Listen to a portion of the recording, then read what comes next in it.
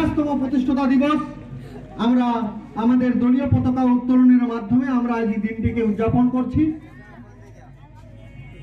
আপনারা দেখেছেন যখন লাল সন্ত্রাস চলছিল বাংলা জুড়ে, মমতা বন্দ্যোপাধ্যায় তৎকালীন কংগ্রেসের যুব নেত্রী, তিনি দেখেছিলেন যে কংগ্রেসের সাথে সিপিএম এর তলায় তলায় একটা আঁতাত তৈরি হয়ে গেছে। এইভাবে থাকলে বাংলাকে এই লাল সন্ত্রাসের কবল থেকে মুক্ত করা যাবে না।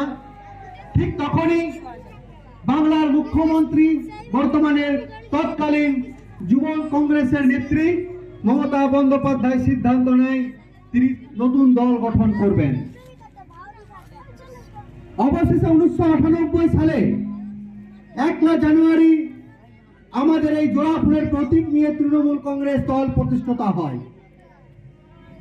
আপনারা দেখেছেন সকলে, আপনারা জানেনও যে অনেক রকম ঘাত প্রতিঘাতের মধ্যে প্রতিকূলতা পার করতে করতে তৃণমূল কংগ্রেস বহু লড়াইয়ের সাক্ষী, বহু কর্মী নেতৃত্বের রক্তের বলিদানে অবশেষে 2011 সালে তৃণমূল কংগ্রেসের নেতৃত্বে মমতা বন্দ্যোপাধ্যায়ের নেতৃত্বে মা মাটি মানুষ সরকার গঠন